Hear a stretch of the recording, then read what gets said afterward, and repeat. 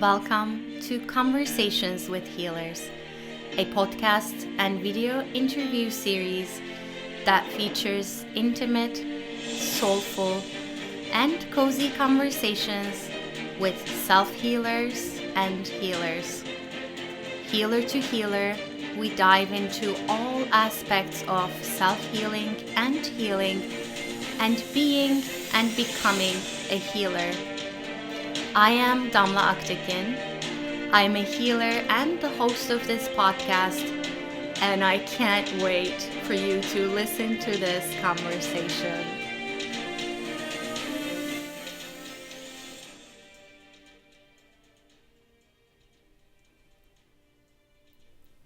If you are new to this podcast, please take a moment to subscribe so that you can be aware of new episodes.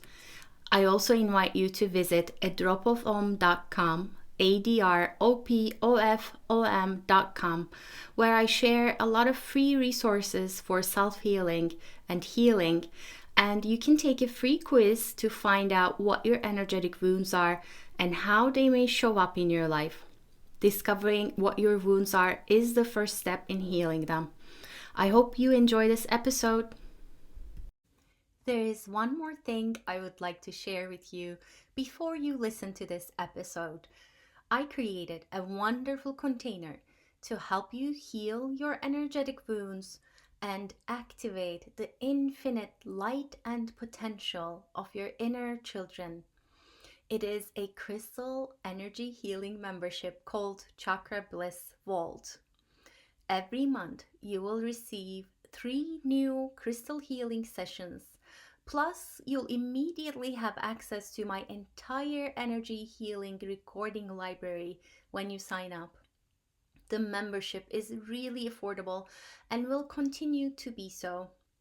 You can find out more about it at adropofom.com, adropofom.com. I invite you to make healing your energetic wounds and connecting with your inner children a priority and invest in your well-being by becoming a Chakra Bliss Vault member. Hello everyone, this is Damla with A Drop of Om, and I have today with me Natalia Kuna. Natalia is an angel intuitive, energy healer, spiritual coach, and founder of the Spiritual Course Academy and the host of the Spiritual Soul podcast. I love that name, the Spiritual Soul. And welcome, Natalia. So good to have you. Thank you. I just got a little shiver as you said that. It's nice to be here. Yeah, I tell my guests, like, I like reading the names that you give yourself.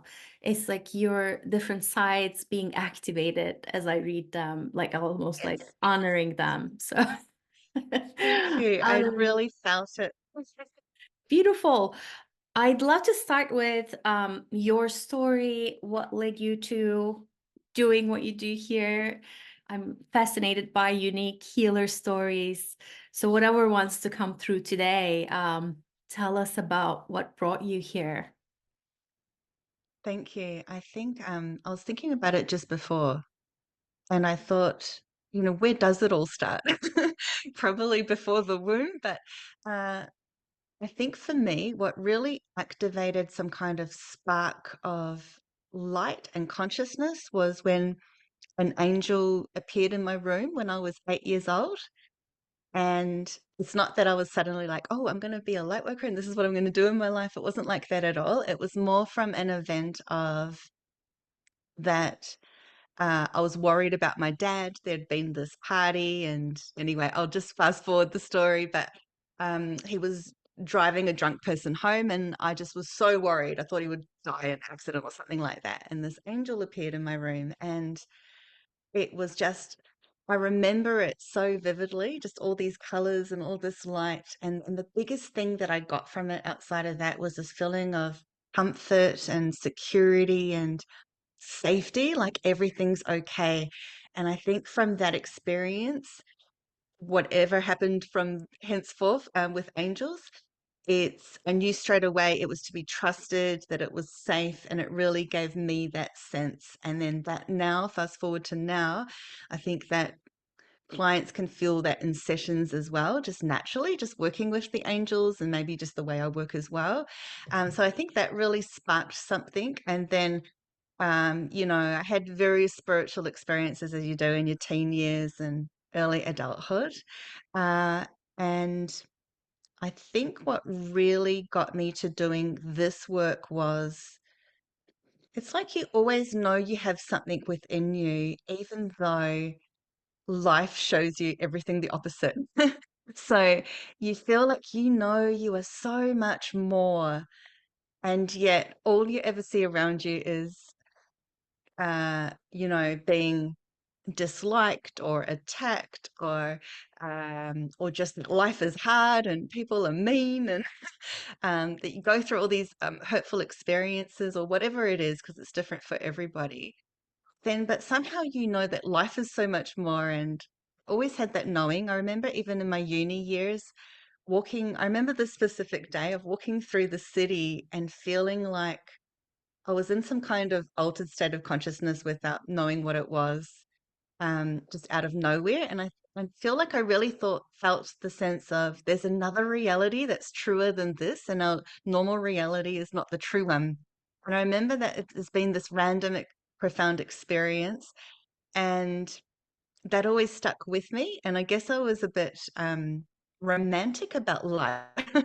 So it's sort of naive and romantic about life and very activated, even just going to like a cafe or an art gallery or, and then travel really opens you up and all those things. So for me, um, after I had my babies, something really opened then. I think when you're pregnant, it's sort of like it really is a portal, and you're channeling through a being, and it does something for the female body, and it can really awaken your intuition and your higher consciousness. But then you go through all the difficult stuff. So I had a number of experiences through that, and then the angels popping through again, showing me my baby before it was born and things like that. And then I always loved anything to do with angels, like angel statues. I used to collect them, things like that. And then one day I saw this oracle card deck, and it was Doreen Virtue's first card deck. For those who don't know, she was well known in the angel and psychic fields, and worked for Hay House. And I went into the shop, and it was just like it shined out at me. And I bought it. It was my friend's birthday, so I bought it for her, but really I wanted it for me. When you buy someone a present and you kind of want it too.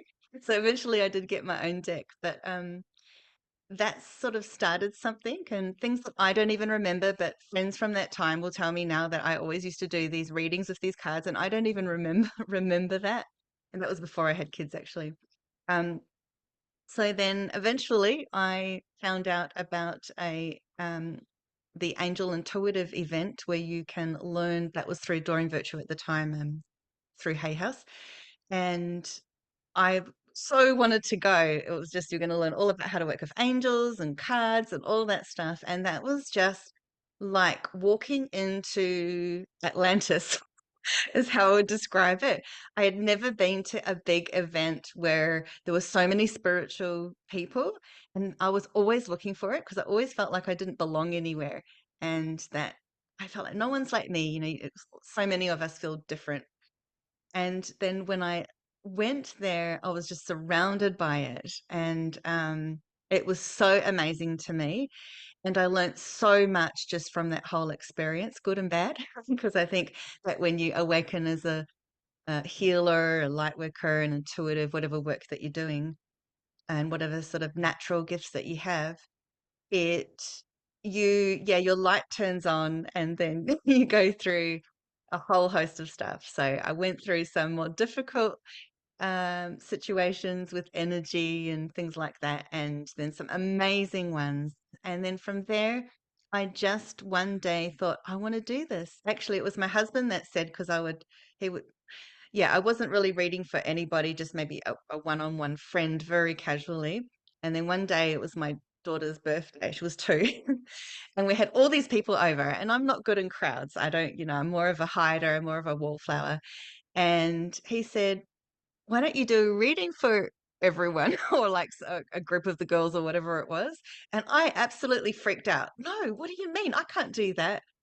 And then I don't know that I ended up doing it there. Maybe I just did a little bit or something like that. And that's where it started. And then I realized I could actually do this. But then, just like so many healers and people doing intuitive work, you have so many fears that come up. Who am I to do this? I'm going to be so bad. I'm going to freak out. What if I don't receive anything? I mean, so many things. But I think if you just take it step by step and you just open your heart because you know you're receiving the messages to go out there and do it. And all it takes is just first having your first client or your first sort of trials, whatever, and you just go from there step by step. So that's what I did. It really just grew from oracle cards to then in my first session, and I was opening up my intuition, but it would come in spurts. So in the very beginning stages, it would be I would sometimes look at the little booklet that you get with the card, and then a certain word or phrase would just jump out at me. I'd feel the energy, and I was still only beginning to feel energy and things like that consciously. And then that would be the line that would, resonate with me or the person or whatever. But then in my actual first booked session, where I freaked out and delayed the session for 2 weeks and made it a Friday because, so many fears coming up. But in my first session, where someone actually came to my house, didn't even touch the cards for the first 45 minutes. I just received. And that's how it works with when you're doing this kind of spiritual work, when you're open. And as I like to say, walking the path of light, uh, it just happens and it evolves on its own. And I just learned to trust in the process. And I think for that time, I really thank Doreen Virtue for that time, who taught to she had this line, and I've used it to this day because it really helps. And the line was, when you get nervous, focus on service. Ah, And that, yeah, it was so resonating and it helped me through before every session, and that's how I approach anything I do, even just sort of podcasts, things like that. And it puts you out of the picture and all your little silly fears, and you're just there for service. And then over the years, as you would know, that just grows and you just become who you are, and you evolve into who you were meant to be, or however it evolves. But there's a sense of coming into your own over time with trust. yeah, which then continues the evolution. It Doesn't never ends. Yes, basically. keeps Hmm. going. Oh my goodness, there's so many things that I resonate with. Definitely agree with you about intuition increasing. And when you become a mom, I felt that almost the moment I got pregnant. And then that part about you walking in and seeing that card deck shine. I actually had another guest who described a similar experience. Dr. John Ryan, he was going through a Kundalini awakening and he walked into a bookstore and saw a book shine. Um, okay, where I want to go from this is I want to dive right into the nitty gritty as from Let's go. a healer and an intuitive reader to another. So for me, I am clairaudient and clairvoyant. And as I'm realizing more and more, clairsentient as well. So basically, what those mean is I hear clear guidance, I see pictures, and or symbols that I can connect my clients with or that I connect with. And then occasionally I just get the full body sense, which is the clairsentience. So my question to you is, for me, as I'm doing my healing work, whether I'm doing an inner child healing, crystal healing, or I'm doing an intuitive reading, Turkish coffee, tarot cards, astrology, I sort of cast a wide net and I say, I ask for specifically, though, I ask for highest vibrational guidance, and I say divine elders, helpers, and guides.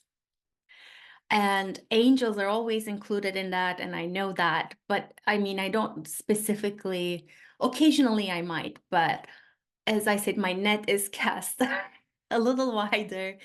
I'm curious to know, how does that process work for you? How does it feel for you when you receive and get the guidance? Like, are you asking for specific angels, or are you also casting like a wider angelic realm net? How does it work for you? I just felt that. So that was great.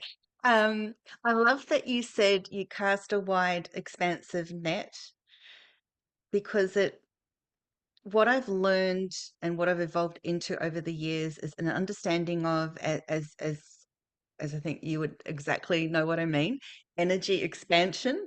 And when you're expanded and when you're feeling that sense of expansion, which can even just mean being in a nice clear space, clear from objects and things like that, and energetically clear, it's just you can breathe, you can be. And so when it comes to spiritually connecting, when you're in the expanse, you're more open to the greater all that is. And there's a great brightness and lightness in it. And for me, that almost, as we're feeling into it, it's like you're already not so much casting out shadows, but it kind of just doesn't include the shadows. So for me, there's a safety, there's a purity in expansion, and there's a truth in that. For me, for connecting, I'm very much a physical empath.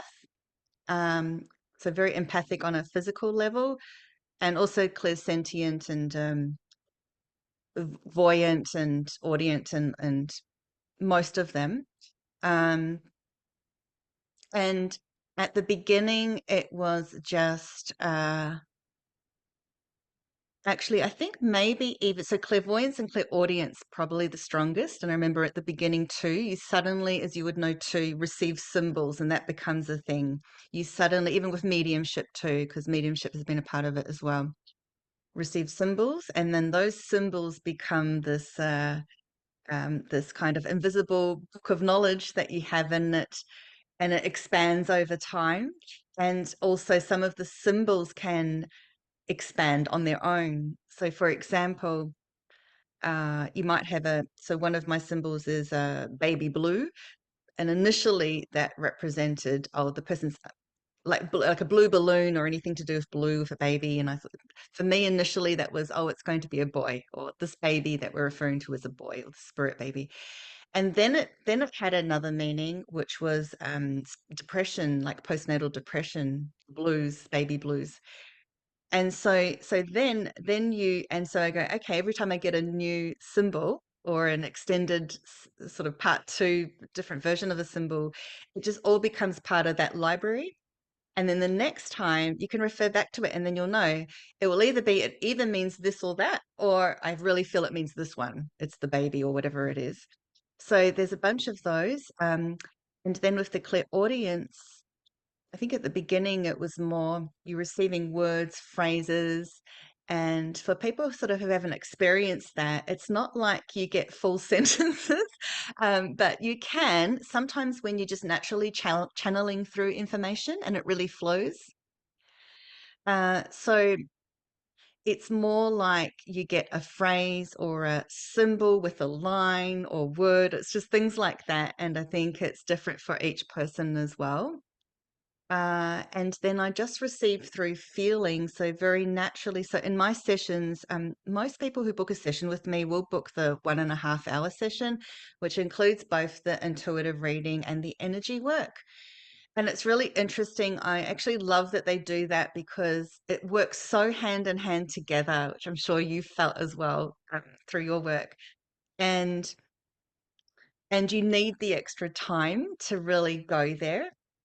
Not for everybody, and everyone's different, but so with the energy work, what I discovered was, and it was around the time when I just become an angel intuitive, which is, just one of the certificates, whatever, that you evolve on your own. But when I started out and all of that, I was with this group of girls who had also done the same thing, and they knew about Reiki, and I didn't. I wasn't trained in Reiki at that time, and I'd never done energy work before, and So they were doing like a trial session and doing it on each other, and I just sort of watched, and then I did it too, and it just comes to you. And I remember the first time, I remember feeling through someone's energy, and then when I got to a particular chakra, in that case it was the sacral chakra, and I just got, that's when the intuition and the energy combined together.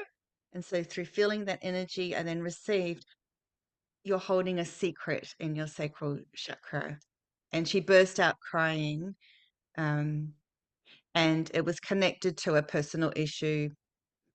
Um, I won't go into it because it was personal to her. So that in that area, in the womb area, and so what that taught me at the time, I was like, oh wow, like I didn't know that energy and intuition combine, and I actually couldn't find. And this is a lot of years ago. This is maybe around 2009, 2010. And at that time, I couldn't find information about how those two worlds connected. Why am I receiving psychic information in somebody's chakra, or when I put my hand over their energy field? I didn't understand it. It was just happening slowly. And so over time, I realized, and you try to do research sometimes about certain spiritual things, and you just go in all directions. You get more confused, or you sort of sometimes don't trust all avenues.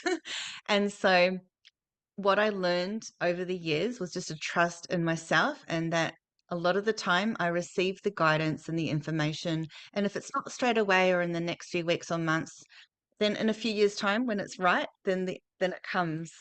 Or you just trust this is just how it is. We don't always need to know how everything works. Although I'm curious and I always want to know everything. Yeah. Um, yeah, thank you for sharing that.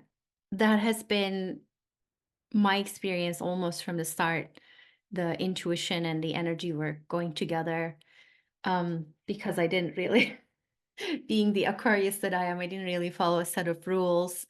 Um, when I was first starting out, and I was like, just show me where I need to go with my hands or intuition or wherever, during a healing session. So I would love to find out more about, if you could share. I know you shared the one from your childhood. I know you've had some angel encounters. Um, I would love to find out more about any particular one or ones you want to share.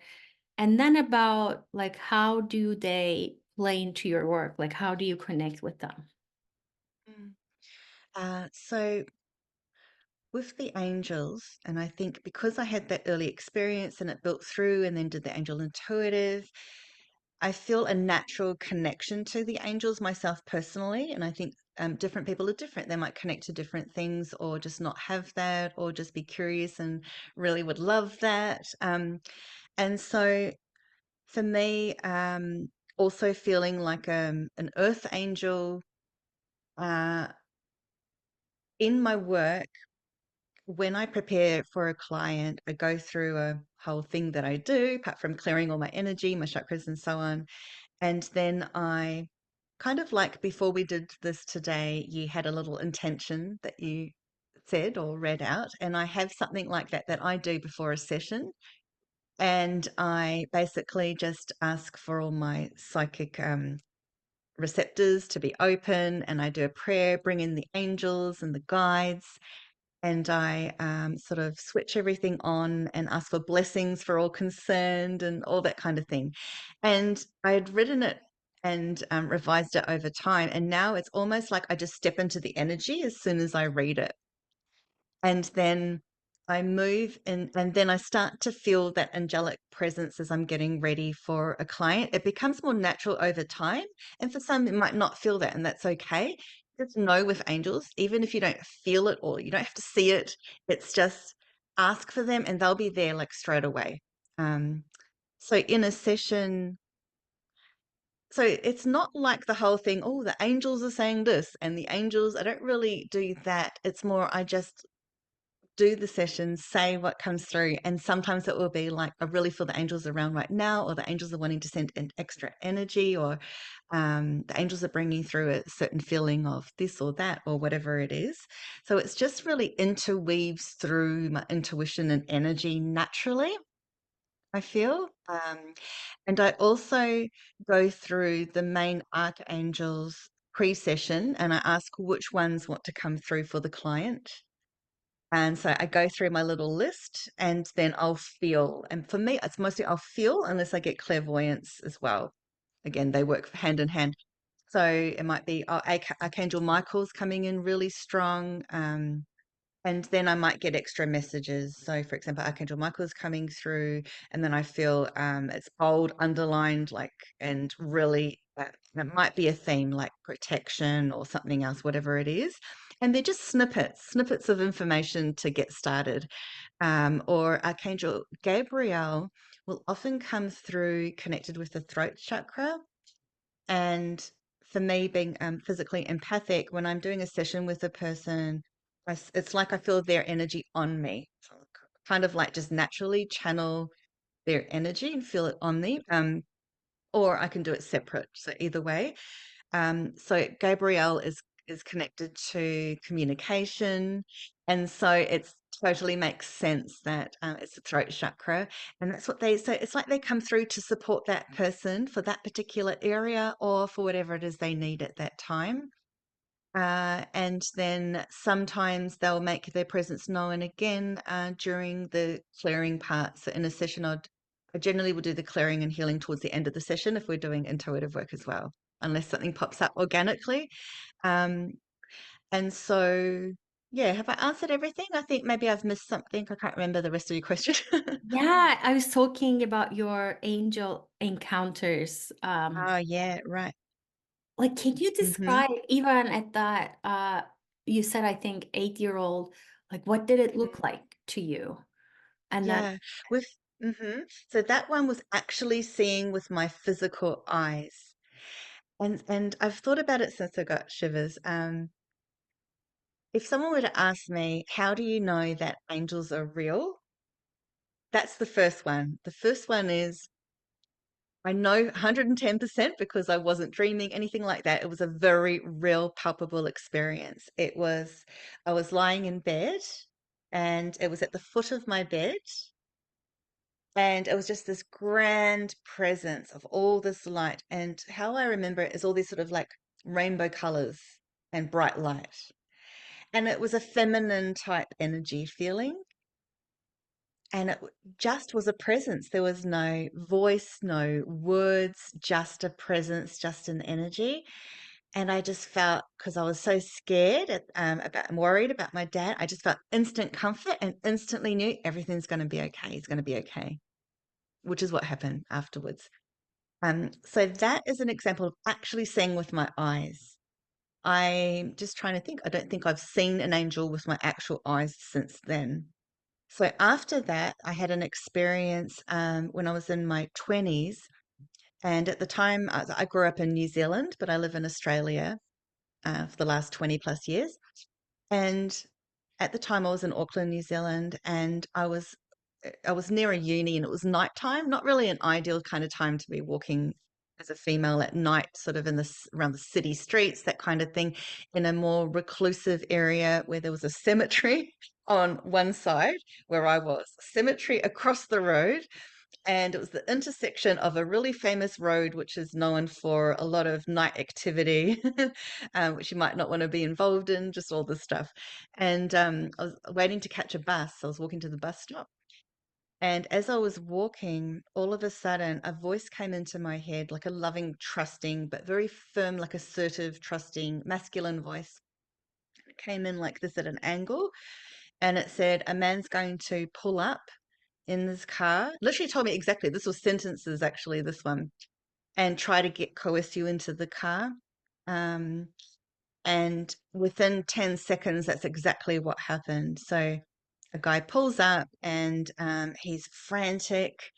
And I just felt it was very, not that I was energy aware at the time, but it was like this grayness over him in the car. And I was like a very scary situation. And he was trying to frantically coerce me into the car. And then it was like he saw something And I didn't see it, but he saw something and he freaked out and took off. And this was the dead of the night. There was not even one living soul around. Um, and that really was a very significant event for me, because I know that I was saved from something that I know I would have been, quite honestly, raped, if not killed. So it was that, like that. And then that was the first time that I recall hearing that voice. And then that voice had to come through another time. And that was when I was living in Japan for a while. And it just came in and it said, there's going to be an earthquake. And 10 seconds later, there was an earthquake. And I was okay, I was in Tokyo, so they have big earthquakes. But that was that voice again. So then fast forward years later, and probably outside of, yeah, probably when I had my son, he was about 3 years old. So this is another way of knowing the angels are real for sure.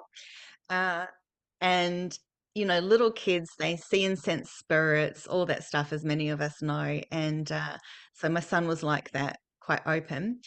And one day he just said to me, Mummy, who are all the naughty clowns? And he's pointing at the sky. And that was his word for like naughty spirits kind of thing. Who are all the naughty clowns? And so I silently in my mind said, Angels, can you please take away the naughty clowns, the bad spirits? I said it in my mind, not out loud. And then right after that, my son goes, Mummy, who are all the people taking away the naughty clowns? And I was just like, oh, wow. And I got shivers and I just knew. I mean, what more proof could you want? It was just so direct. So that was another example.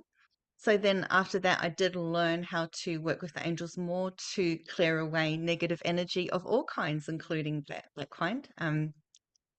And yeah, so and then they also can come through your dreams. So the most pronounced dream that I had was one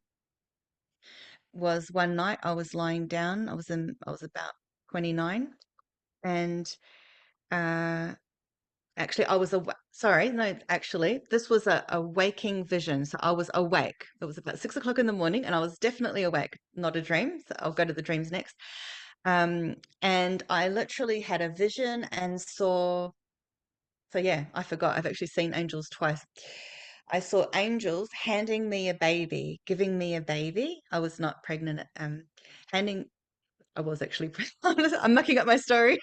Handing me a baby, and all this light, and just constantly, like constant downloads of the angel, all these angels handing me a baby, handing me a baby, handing me a baby. And I was just so enlightened. I ran to the toilet and did a pregnancy test because we had just started trying not that long before, maybe, a couple of months before.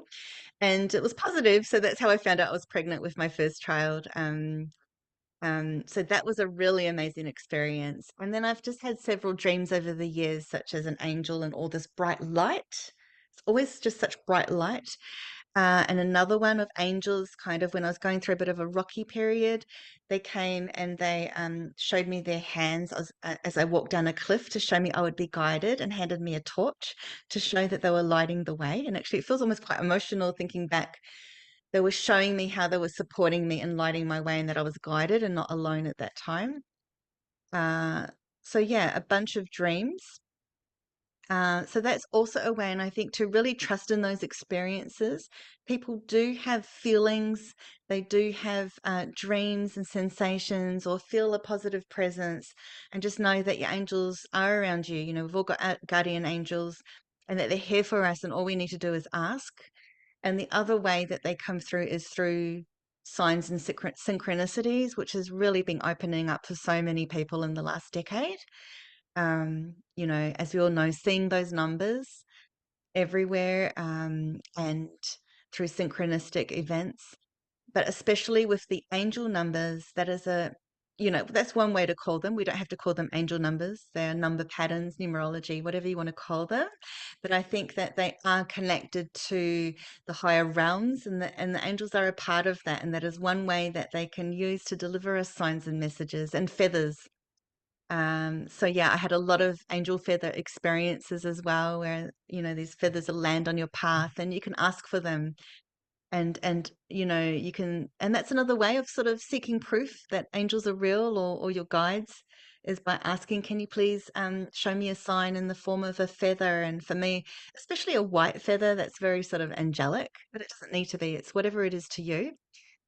And so, yeah, so I don't think I needed any more proof than that. And then I guess the very last one is working with angels that they just come through all the time in sessions. So, yeah. Thank you for that. I think you've given us quite a range of experiences that could be. So if someone's listening and they're like, yeah, that or that is resonating with me. Mhm. So that's very, very valuable. Thank you for sharing that. Um, where I want to go from this is, I mean, you and I are clearly intuitive empaths and sensitives. So for anyone listening who feels similar or who may not even know that they are empaths and sensitives yet, what are some of the ways that you experience that? And then what are some of the ways that you, for lack of a better word, manage that and ground yourself and move through Mhm. certain aspects of Yeah. that? It really is huge, isn't it? There's so many. Recently, I just looked up the word empath, and so many people identify as an empath. Um, so, really, with any kind of sensitivity, you're just generally a bit sensitive to energy, or you're a highly sensitive person, uh, or you feel like you really are an empath and you're taking on the energy of other people and environments. You will really know, because you're going to feel crap after spending time with people or being around certain environments or whatever it is. And you could also be taking on the energy of the world. I mean, there's so much. We're being so bombed in every direction. And I think most people don't really feel that great these days, especially in the last few years. Uh, but what I found is everything really comes down to your own self-awareness. And the more that you get in tune with yourself and that you stop and peel back and get rid of anything in the way and drop off those friends who don't make you feel good, and just start to really clear out your life and trust in that, then the more that you're going to tune into yourself and have that space to do so.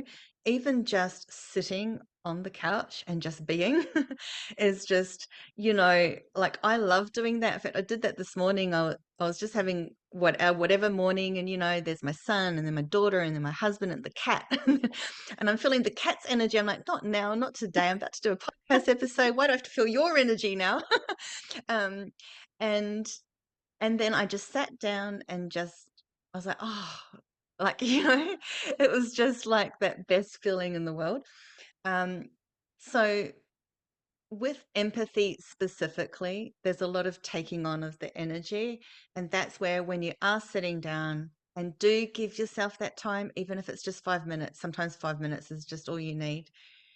And just, you will start to feel things, because you'll start to be conscious. I feel something here, or why do I feel like I'm sinking in my stomach, or my throat feels, just I feel so stuck, whatever it is.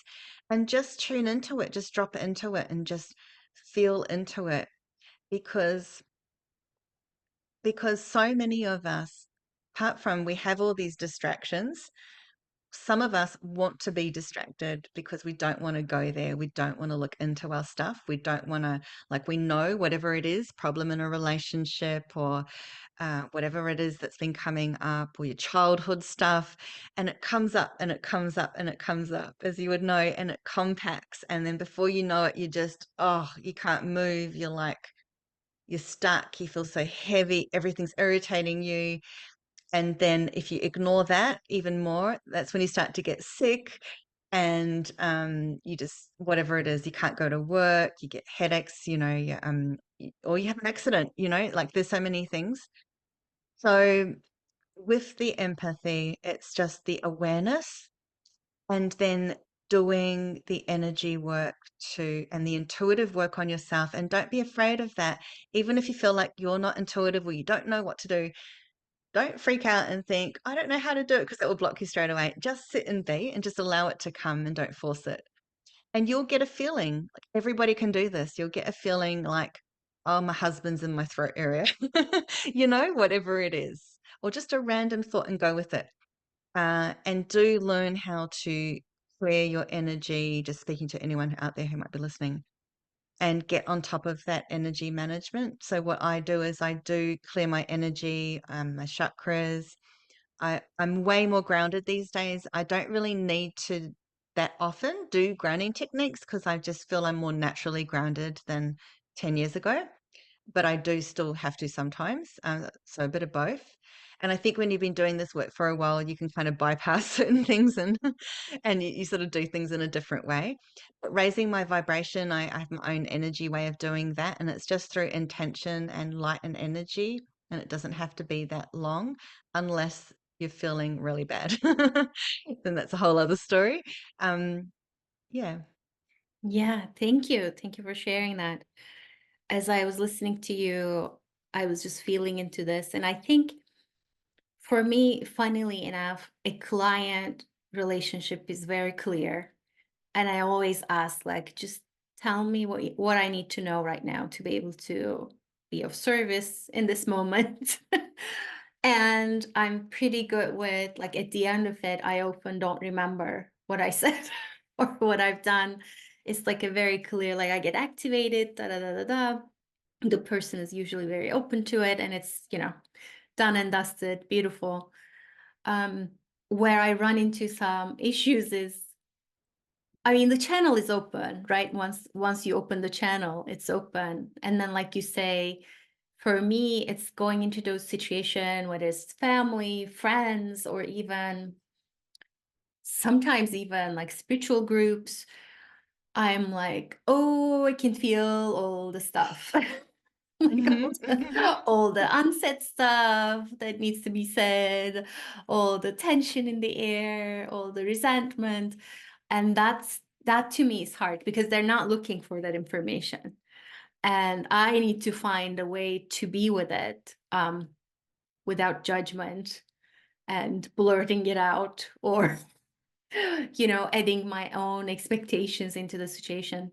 Not always, but it's sometimes really hard to do that when I'm like clearly a part of that group more often than not for a reason, potentially to bring stuff up.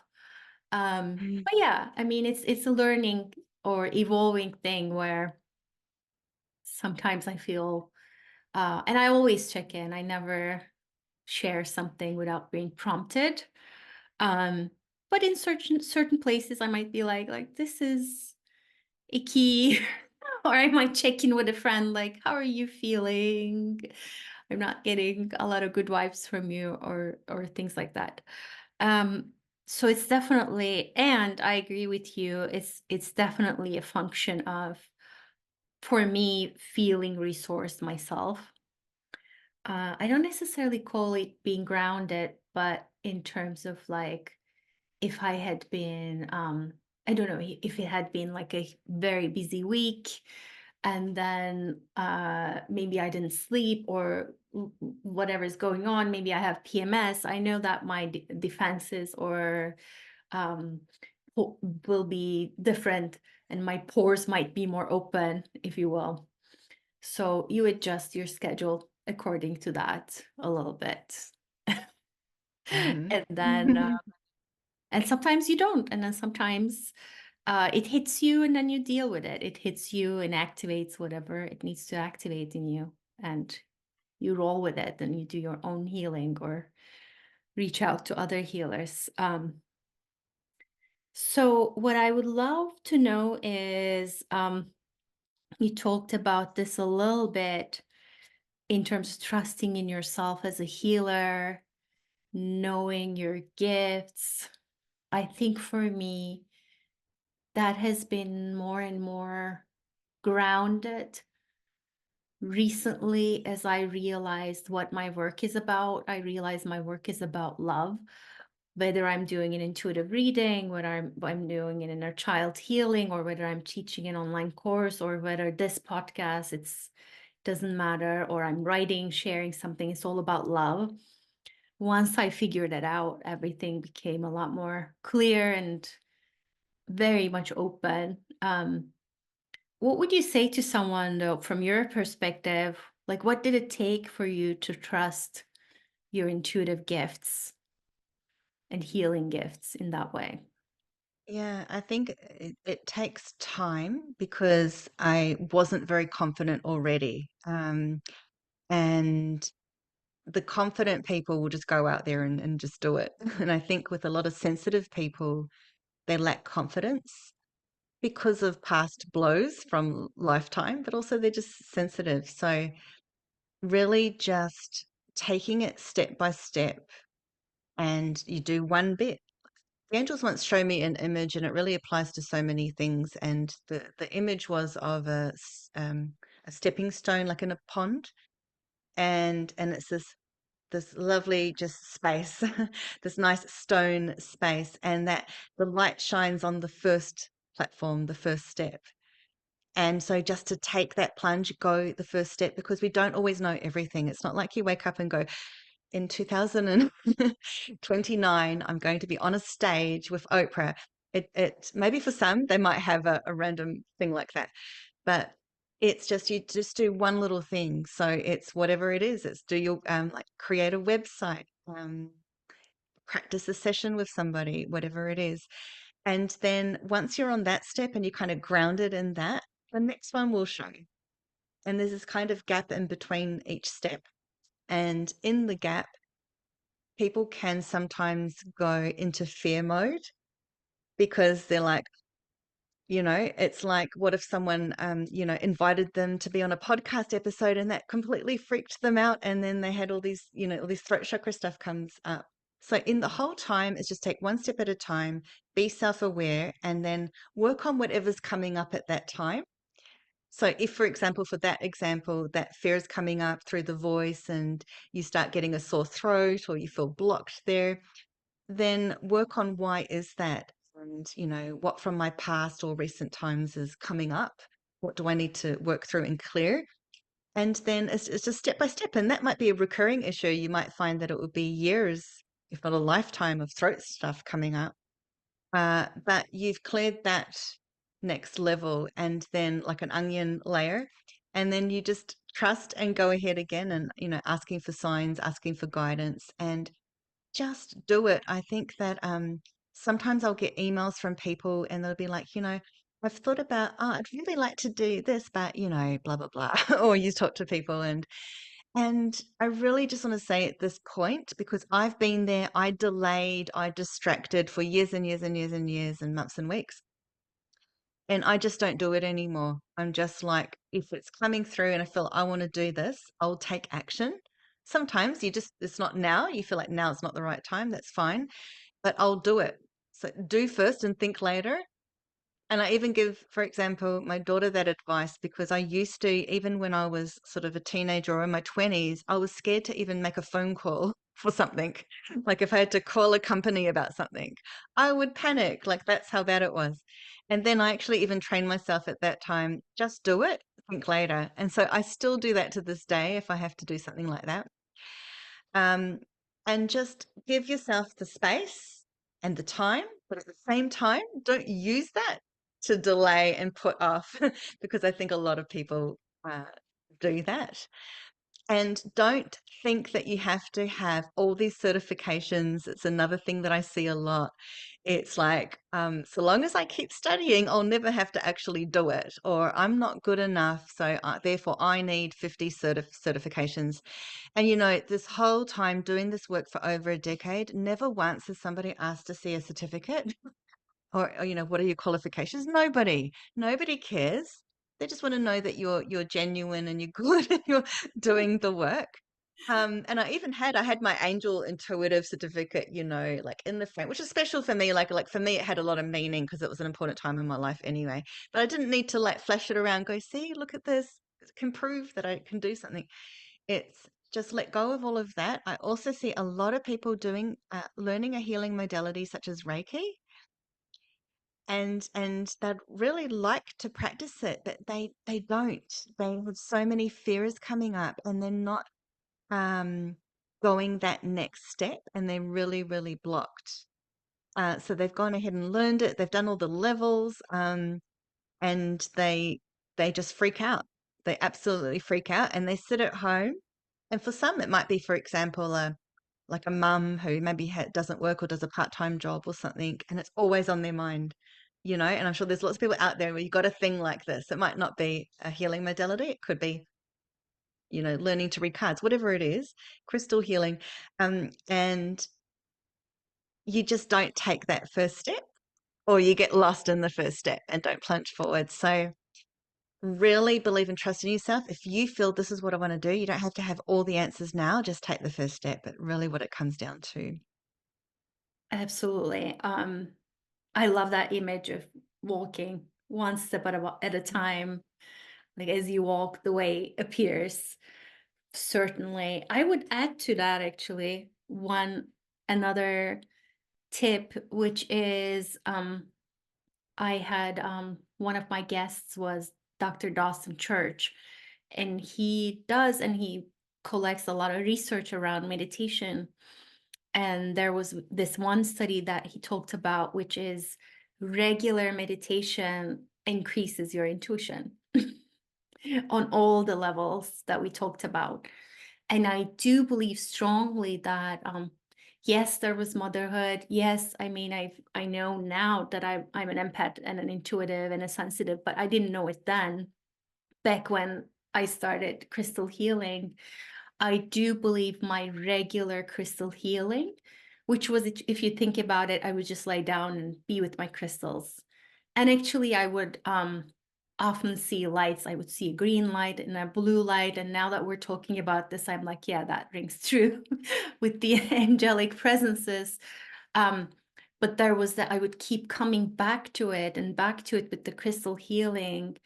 And over time, I realized I used to just measure my chakras using a pendulum. I realized that I would know what my chakras are doing without checking in with the pendulum because I just knew. Um, and it definitely takes time. Um, but it is a skill that you can choose to expand. Intuition is a skill that you can choose to expand. Trust comes into it. Um, Taking the first step, taking action comes into it, and also regular caretaking of your container, your body comes into it a whole lot. So thank you so much. This has been such a rich conversation. I feel like we touched on a lot of different things. Can you tell our listeners about all the beautiful work you do and all your or any of your offers that jump out right now, and where and how they can find you? Yeah, sure. Thank you. And I really resonate with all you just said. So I do energy clearing and healing and intuitive readings on Zoom internationally. A lot of my clients are from the States, actually. The timing seems to work out. But where my real sort of passion is in my online courses. So I've founded Spiritual Course Academy, and over time, I really plan to do this. This is the long haul. I've only really just feel like I'm at the beginning stages still. I'm going to be having a lot of courses on different facets of energy management. So, clearing, protection, grounding, all that stuff, as well as intuitive development and a host of other spiritual stuff, because there are so many different things. And it's something that I've been holding within myself, kind of like when people say they've had a book inside them, which I've got to. So, like, I feel like I'm just holding all this information and energy, and then I get really frustrated that it's not, as an Aries, that it's not out there right now already in 100 courses. So that's where I'm at. So do go and have a look or sign up for my email list, which is just spiritualcourseacademy.com/list. Or you can just find me at nataliakuna.com. And that's my main website. I've got over 200 spiritual articles, and that's where I do my one-on-one services. And then at Spiritual Course Academy is where I've got freebies and courses. And And yeah, so there's some lots of free stuff there. And I have one thing. Well, actually, no, I was going to say, yeah. So just go have a look, see what it's all about, and yeah. Yes, and I will include the links down below. Thank you so Hmm. much, Natalia. It was great to chat with you and dive into all these topics that I love talking about. um, so I just want to say that everyone can take a look at Natalia's website, and thank you so much for listening. Thank you. Thank you so much for tuning in and listening to Conversations with Healers. If this episode spoke to you in any way, please leave a review or comment, like or love it, and share it with others in your life. This is a true soul love project from my heart to yours. I really appreciate your help in spreading the word. If you haven't already, don't forget to subscribe and check out other episodes to listen to some extraordinary healing stories and advice. Have a beautiful and wonderful day.